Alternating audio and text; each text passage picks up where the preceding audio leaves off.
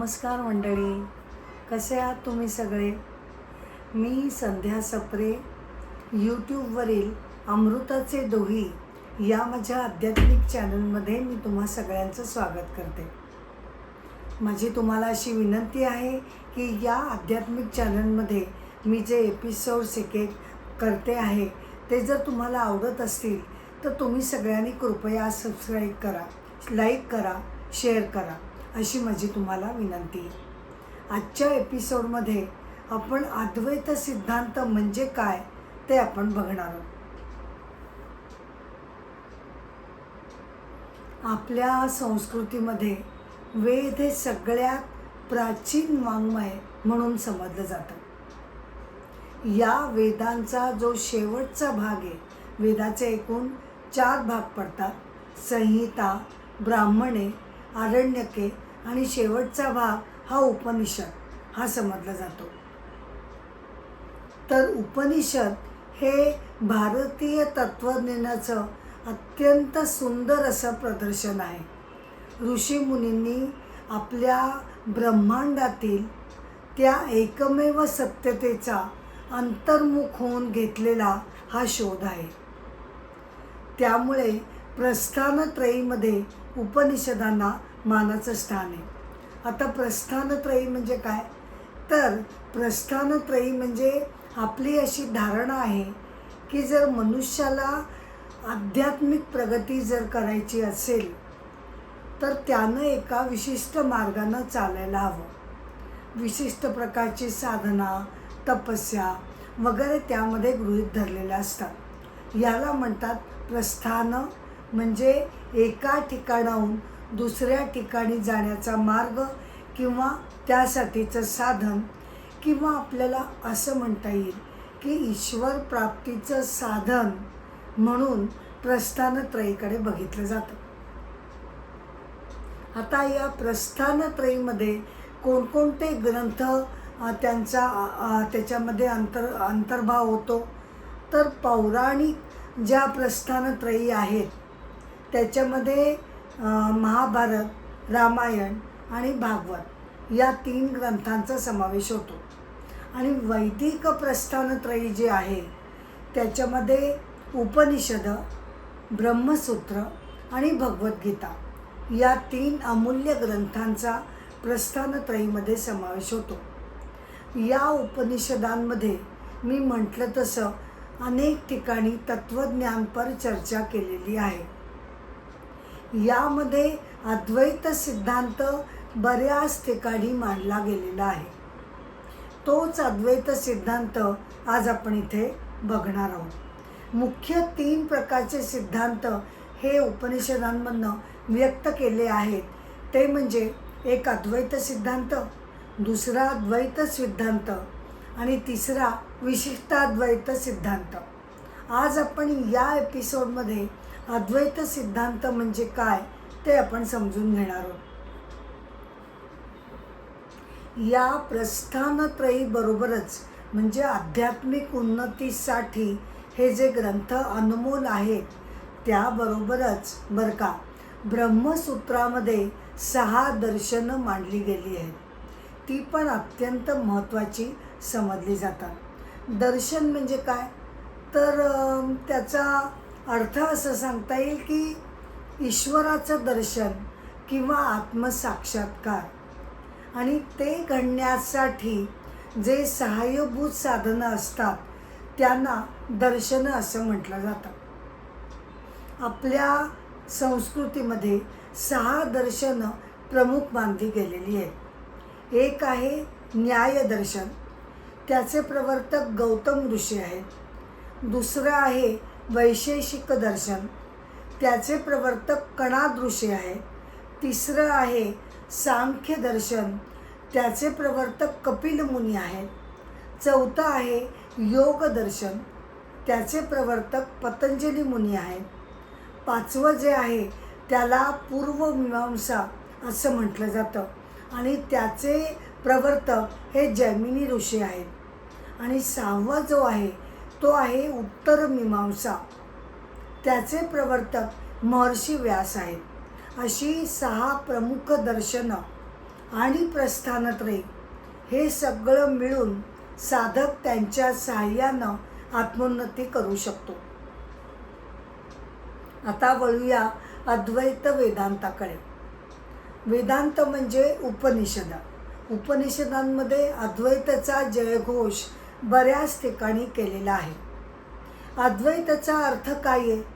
तर त्याचा अर्थ जिथे द्वैत नाही ते अद्वैत, जिथे दोन गोष्टी दुजेपणा नाही ते अद्वैत. म्हणजे काय?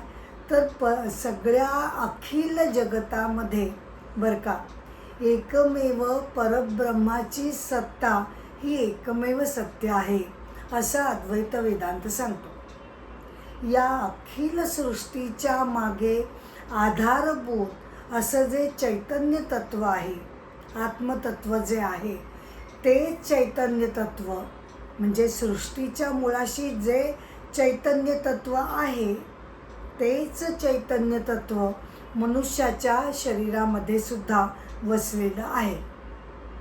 मग अशा दृष्टीनं सर्वत्र बरं का, मनुष्यासकट सर्वत्र सृष्टीमध्ये खरं म्हटलं तर भेदभाव नाही. एकमेव प्राण ऊर्जा तत्व प्रत्येकामध्ये वसलेलं आहे. आणि यापुढे अद्वैत वेदांत असं सांगतं की तुमचं खरं स्वस्वरूप काय आहे. आता मी जर तुम्हाला विचारलं की बाबा तुम्ही म्हणजे कोण, तुमचं काय स्वरूप आहे, तर आपण सर्वसाधारणपणे काय उत्तर देतो की मी म्हणजे हे शरीर आणि माझं मन. पण अद्वैत वेदांत असं सांगतो की तुमचं खरं स्वरूप हे शरीर आणि मन नसून तुमचं सत्य स्वरूप हे चैतन्य तत्व आहे.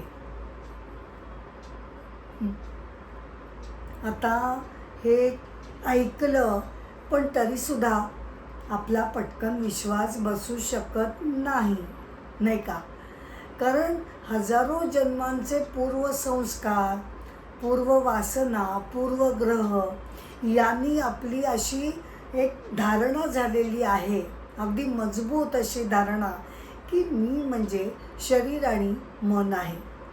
त्यामुळे या संकल्पनेला एकदम अचानकपणे जर धक्का देऊन कोणी सांगितलं की नाही तुम्ही म्हणजे निव्वळ शरीर आणि मन नसून तुमचं सत्य स्वरूप हे चैतन्य तत्व आहे, तर त्याच्यावर विश्वास बसणं कठीण जातं.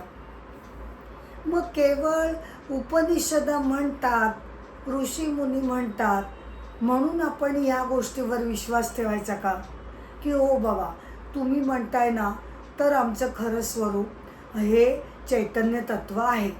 नाही, उपनिषद तुम्हाला या गोष्टीवर नुसती श्रद्धा ठेवायला सांगत नाहीत, तर ते आपल्या रोजच्या जगण्यातले जे अनुभव आहेत बरं का, आपल्या रोजच्या जगण्यातले जे अनुभव आहेत तेच आपल्याला पुन्हा एकदा नव्यानं ते आपल्याला त्याची ओळख करून देतात. म्हणजे कसं आहे की हा ज्ञानमार्ग आहे. मला ते चैतन्य तत्व कुठे मिळेल असं जर मी विचारलं तर तो काही प्रवास नाही आहे की एका ठिकाणाहून दुसऱ्या ठिकाणी कुठेतरी मला ते परमतत्व मिळेल. नाही. बरं, मग मला काही काळानंतर ते परमतत्व मिळेल का?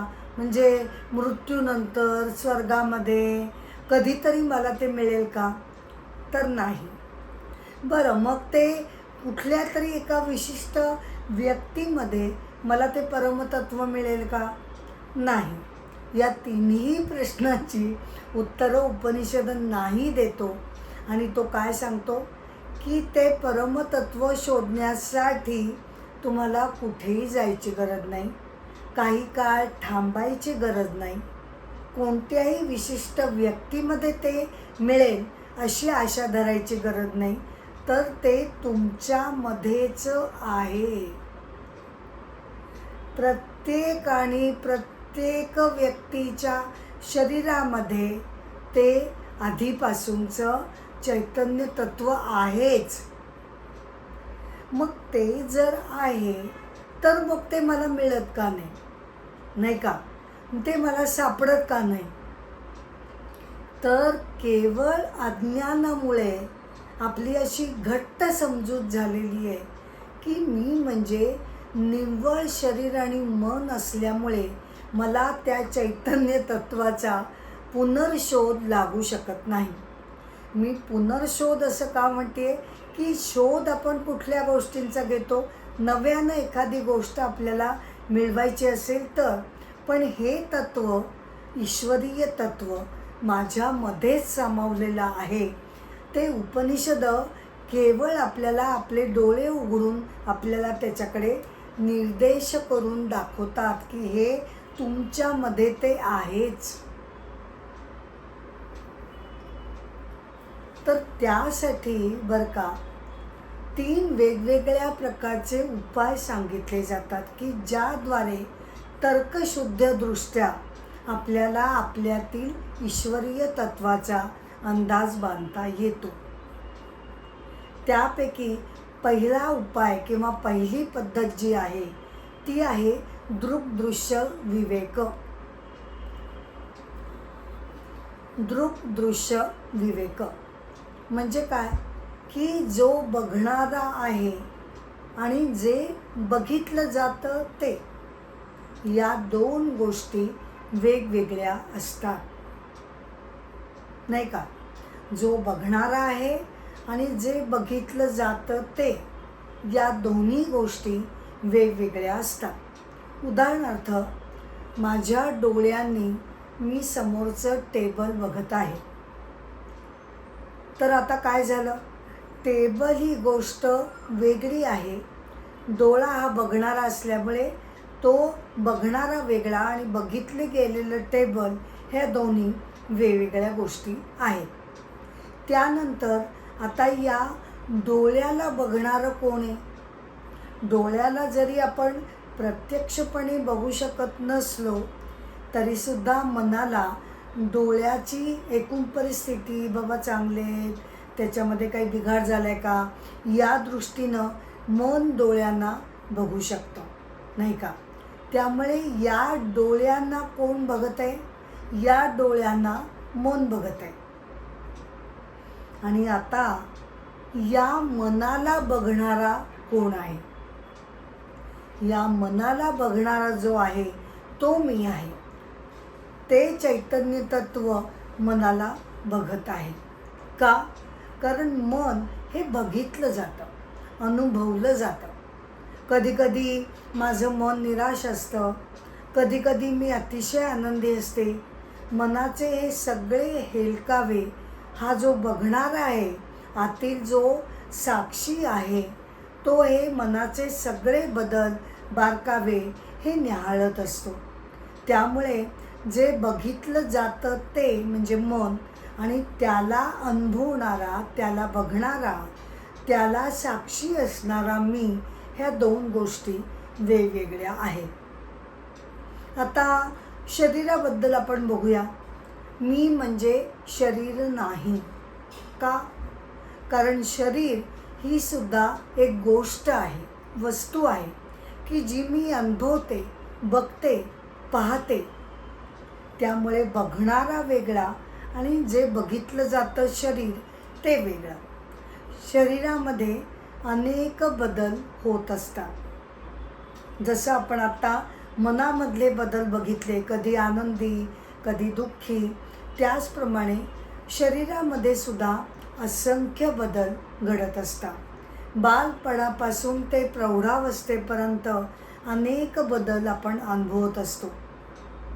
पण तरीसुद्धा एवढे सगळे बदल घडून म्हणजे 6 प्रकारचे बदल हे शरीरामध्ये होत असतात. जायते, अस्ति, वृद्धते, अपरिमणते, क्षयते आणि विनश्यते. या 6 प्रकारच्या बदलांना शरीर सामोरं जातं. म्हणजे त्याचा जन्म होतो, वाढ होते, मग त्यानंतर त्याची वृद्धी होते, मग ते हळूहळू त्याचा उतार व्हायला सुरुवात होते, मग हळूहळू ते क्षय पावायला लागतं आणि शेवटी त्याचा नाश होतो. या सगळ्या बदलांमध्ये सुद्धा मला मात्र असं वाटतं की मी तीच आहे, नाही का? बालपणीची मी, माझं ते शरीर वेगळं होतं, मन वेगळं होतं, पण तरीसुद्धा ती बालपणीची संध्याचं शरीर आणि मन वेगळं असताना सुद्धा मला मात्र असं वाटतं की ती बालपणीची ती मीच होते. या सगळ्या बदलांमधनं मी मात्र तीच असते. साक्षी जी शरीराला आहे ती बदलत नाही. मग मला सांगा, एकाच वेळेला शरीराच्या बदलाबरोबर बदलणारी मी, एकाच वेळेला शरीर बदलत आहे म्हणून बदलणारी मी, आणि त्याच वेळेला की मी जी आत्म बदलत नाही या बदलांबरोबर ती सुद्धा मीच, असं दोन्ही एकाच वेळेला कसं काय असू शकेल? त्यामुळे मी म्हणजे शरीर नाही, मी म्हणजे मन नाही. शरीर आणि मन जरी माझं असलं तरी ते मला मिळालेलं माध्यम आहे. ती उपकरणं आहेत की ज्याद्वारे हे शरीर मला जे प्राप्त झालं आहे त्याद्वारे मी या जगामध्ये जन्माला येऊन मी काही कार्य करावं, कर्म करावं, माझे जे काही माझ्यापुढे ध्येय असतील त्या ध्येयांना मी पूर्ण करावं, यासाठी मला शरीर आणि मनाचं माध्यम मिळालेलं आहे. पण ते म्हणजे मी नाही. मी समजा एक कार घेतली आहे, ती जरी मी घेतलेली असली तरी ती घेतल्यानंतर मी असं म्हणत नाही की ती कार म्हणजे मी आहे. ती माझी आहे, पण त्याचा अर्थ मी ती होत नाही. त्याचप्रमाणे शरीर आणि मन जरी माझं असलं तरी माझं खरं स्वरूप हे चैतन्य तत्व आहे. आता एक एक पायऱ्यांनी काय घडतं की ठीक आहे, म्हणजे मला हळूहळू मनामध्ये हा सिद्धांत झिरपायला लागतो. मग त्यासाठी आवश्यक त्या गोष्टी काय कराव्या लागतात? तर आवश्यक त्या गोष्टी म्हणजे त्याचं मनन, श्रवण, ग्रंथवाचन, ऐकणं, त्याच्यावर विचार करणं, मग त्याचा ध्यानधारणेमध्ये मी ब्रह्म आहे किंवा अहम ब्रह्मास्मी या निर्गुण तत्वावर लक्ष केंद्रित करणं. त्याचबरोबर विवेक आणि वैराग्याची त्याला जोड ही द्यावीच लागते. विवेक म्हणजे काय? तर या अध्यात्मामध्ये जो विवेक अभिप्रेत आहे तो जरा वेगळ्या प्रकारचा आहे. म्हणजे कसं आहे की आपलं शरीर याची गुंतागुंत काय झाली आहे की शरीर, मन आणि आत्मा या 3 गोष्टी एकत्र मिसळलेल्या आहेत, नाही का? शरीर, मन आणि सगळ्यात आतमधला आत्मतत्व हे एकमेकांमध्ये मिसळलेलं असल्यामुळे, मिश्रण झालेलं असल्यामुळे ते बौद्धिक दृष्टीनं त्याला वेगवेगळं करणं हे भाग आहे. म्हणजे शरीर आणि मन वेगळं बौद्धिक दृष्टीने, प्रत्यक्षात आपण शरीर आणि मन हे वेगळं करू शकणार नाही, पण बौद्धिक क्षमतेनं ते आत्मतत्वापासून वेगळं करणं म्हणजे विवेक. आणि तो एकदम साध्य होत नाही. त्याच्यावर बरंच चिंतन करावं लागतं. अंतर्मुख होऊन आत्मतत्व काय आहे, अनात्मतत्व काय आहे याचा विचार करावा लागतो. अर्थात एका दृष्टीनं बघितलं तर आत्मा अनात्मा हा विवेक अगदी सोपा आहे बरं का. कारण आत्मतत्व हे एकमेव आहे आणि तो वगळलं की सगळं ब्रह्मांड एका बाजूला आहे. आलं लक्षात? 2 फरक आहेत, 2च ठळकपणे फरक आहेत. आपल्याला विवेक कशामध्ये करायचं आहे? आत्मतत्व हे एका बाजूला आणि दुसऱ्या बाजूला माझं शरीर, मन आणि सगळं ब्रह्मांड, याला म्हणतात आत्मा अनात्मा विवेक. तो विवेक हळूहळू आपल्यामध्ये जोपासायची आपल्याला गरज आहे. आणि तो कसा जोपासला जातो? तर त्यासाठी ध्यानधारणा ही आवश्यक आहे. बरं, ध्यानधारणा जर जमत नसेल तर ही ब्रह्मदृष्टी आपण आत्मसात करण्याची गरज आहे.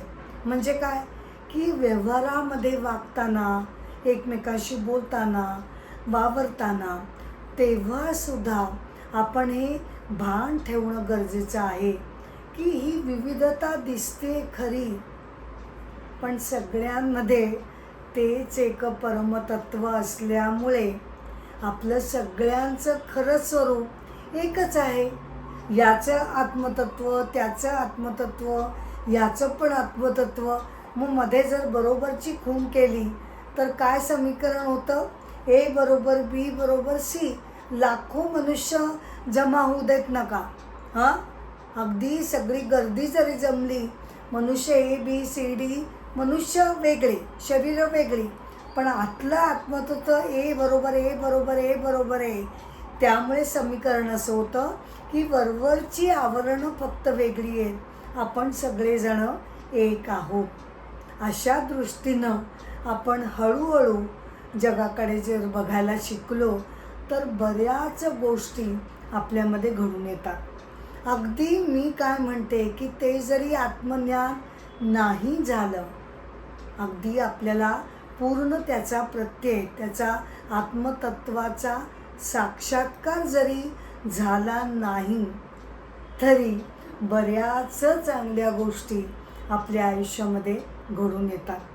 मुख्य गोष्ट कोणती की एकदा आपण आपल्यावर बिंबवायला सुरुवात केली की मी म्हणजे मन नाही, त्यानं काय होईल की जरा आपण त्रयस्थपणे आपल्याच मनाकडे बघायला शिकू. खरं की नाही? जे आपण मनामध्ये 100% त्या पिंपात बुडलेलो असतो. का? कारण ते माझे. मग त्याला राग आला म्हणजे मग माझे पण आवेग सुरू होतात. त्याला क्रोध आला की मी पण चिडते. का? कारण तो आणि मी एकच आहे. अशी आत्तापर्यंत आपली भावना आहे. पण जर त्या मनाच्या पिंपातनं जरा त्रयस्थपणे स्वतःला दूर केलं आणि मनाचे सगळे आवेग जर आपण त्रयस्थ मनानं बघायला सुरुवात केली तर मनाच्या प्रत्येक आवेगाबरोबर आपण त्याला रिस्पॉन्स देण्याची गरज नाही, हे लक्षात येईल. आपलं काय होतं की आपली बरीचशी प्राण ऊर्जा ही या मनाचे आणि शरीराचे लाड पुरवण्यात, मनाच्या आवेगांना, विकारांना, अगदी विविध विचारांना सांभाळण्यात, गोंजाळण्यात, त्यांना दुरुस्त करण्यात, यामध्ये आपली जी प्राणऊर्जा खर्च होते ती प्राणऊर्जा त्याचं बऱ्यापैकी संवर्धन होईल. हां, म्हणजे काही वेळेला खरोखर मनाच्या दृष्टीनं विचार करणं आवश्यक असतं.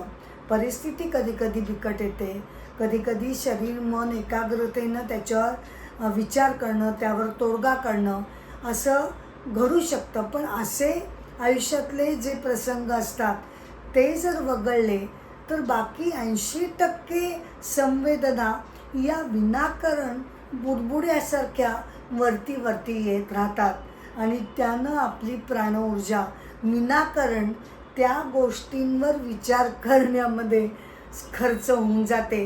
आणि मग होतं काय की नवीन काही करण्यासाठी उमेदच आपल्याकडे राहत नाही. हे मन आणि शरीर आपल्याला इतकं काही दमवतं, इतकं काही आपला पिच्छा करतं, इतकं काही मनाचा दंगा चालू असतं की त्याच्याकडे जर आपण दुर्लक्ष करायला शिकलो, ती तटस्थता हळूहळू जर आपल्यामध्ये येऊ लागली तर त्यानं अगदी सुंदर परिणाम आपल्या संपूर्ण व्यक्तिमत्वावर होतो.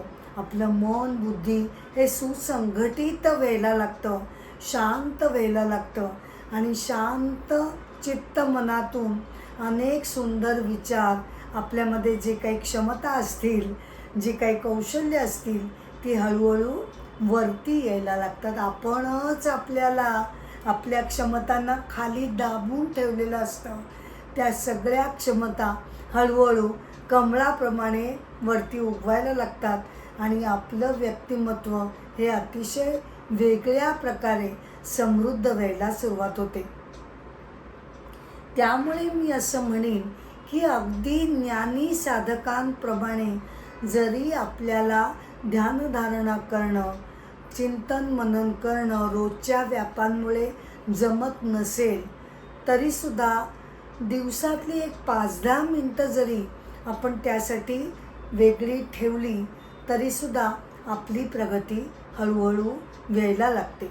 आणि जगामध्ये वावरताना जर आपण 100 ठिकाणी जाणार असू तर 1-2 ठिकाणी जरी आपण हे भान ठेवलं की हे सगळं जगत म्हणजे परमात्म स्वरूप आहे, हळूहळू तुम्हालाच लक्षात येईल की हे विचार हळूहळू बीजरूपाने हळूहळू मोठे होत आहेत आणि त्याचा वृक्ष जेव्हा होईल तेव्हा आपल्यामध्ये अतिशय चांगला सकारात्मक बदल घडण्याची शक्यता असते. आद्य शंकराचार्य याच्यावर अगदी नेमकेपणानं बोट ठेवतात आणि आपल्यासारख्या साधकांना माझं खरं स्वरूप हे चैतन्य स्वरूप आहे हे का लक्षात येत नाही याचं कारण ते अगदी नेमकेपणानं सांगतात. ते म्हणतात, पहिली गोष्ट म्हणजे असंभावना. म्हणजे काय? तर कितीही ग्रंथ वाचन केलं, कितीही जरी ऐकलं तरीसुद्धा कुठेतरी आपल्या मनाला वाटत असतं की हां, हे सगळं संत महात्मे ज्ञानी वगैरे लोकांसाठी ठीक आहे, पण माझ्यासाठी मी काही हे ग्रहण करू शकत नाही. तुम्ही म्हणताय ठीक आहे, मान्य आहे की मी म्हणजे चैतन्य रूपात्मा, पण मला तरी तसं वाटत नाही. माझ्या बाबतीत हे घडणं शक्य नाही असं माझे पूर्वसंस्कार आणि माझे पूर्वग्रह मला बजावत असतात. ही पहिली गोष्ट, ही पहिली अडचण येते. आणि दुसरी म्हणजे की बरं बाबा ठीक आहे, सततच्या वाचनानं मननानं नंतर विवेक वैराग्यपूर्ण वागणुकीनं जरी आपल्या आता मन आणि बुद्धीला पूर्णपणे पटलेलं आहे की हो, माझं खरं स्वरूप शरीर आणि मन नाही, हे पटलं मला, बुद्धीने अगदी 100% जरी मान्य केलं तरी अडचण काय येते की प्रत्यक्ष व्यवहारामध्ये वागताना विपरीत भावना येते. म्हणजे काय? मी परत पुन्हा एकदा शरीर आणि मनाच्या कैदेमध्ये अडकतो, त्या तुरुंगामध्येच मी पुन्हा एकदा अडकतो आणि ते सगळे विकार, मनाचे खेळ, शरीराच्या मागण्या, नंतर मनामधले असंख्य विकार, द्वेष, मत्सर, राग, लोभ यांना मी पूर्ववासनांमुळे आणि माझ्या एकंदर आत्तापर्यंतच्या ढाच्यामुळे, माझ्या आत्तापर्यंतच्या जीवनशैलीमुळे मी पुन्हा त्याच चुका करते आणि पुन्हा मी म्हणजे शरीर आणि मन आहे अशा प्रकारे वागत बसते. तर अशा या 2 प्रमुख अडचणी या अद्वैत सिद्धांताच्या ज्ञानग्रहणाबद्दल येऊ शकतात. असंभावना म्हणजे ते होणंच शक्य नाही, असं नाहीच आहे हे वाटणं. आणि दुसरं काय की पटलं तरीसुद्धा माझे पूर्वग्रह आणि पूर्वसंस्कार तसं मला वागून देत नाहीत. पण अशा जरी कितीही वेगवेगळ्या प्रकारच्या अडचणी आल्या तरी आपण सगळे हे जे साधक आहोत ते अजिबात चिकाटी सोडणार नाही आहोत, नाही का? आपले प्रयत्न हे चालूच राहणार आहेत आणि त्या प्रयत्नांती परमेश्वर जे म्हणतात ते काही खोटं नाही, साक्षात परमेश्वरच, त्याचंच दर्शन आपल्याला प्रयत्नांनी, कष्टांनी, साधनांनी, तपस्येनं अगदी निश्चितपणे मिळू शकतं. आणि अद्वैत जे सांगतं की तुमच्यातलं ईश्वरीय तत्त्व हे तुमचं खरं तत्त्व आहे, ते ईश्वरीय तत्त्व आपण जाणून घेऊया, त्याप्रमाणे त्या ईश्वरीय तत्त्वाचा सन्मान ठेवूया, नाही का? आणि त्याप्रमाणे वागण्याचा आपण मनापासून प्रयत्न करूया. हा आहे अद्वैत सिद्धांत.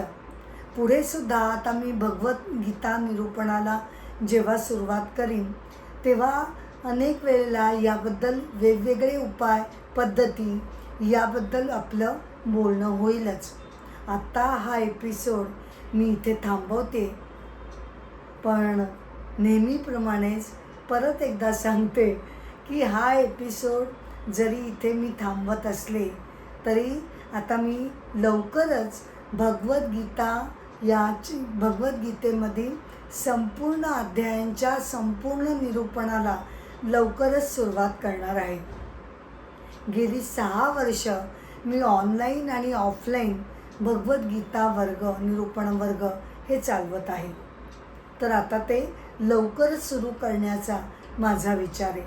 माझी तुम्हाला सगळ्यांना विनंती आहे की तुम्ही सगळ्यांनी जर माझ्या या चॅनलला व्हिजिट दिली, तुम्हाला याचे कार्यक्रम आवडत असतील तर तुम्ही सगळ्यांनी कृपया माझ्या चॅनलला व्हिजिट द्या आणि सबस्क्राईब करा अशी माझी विनंती आहे.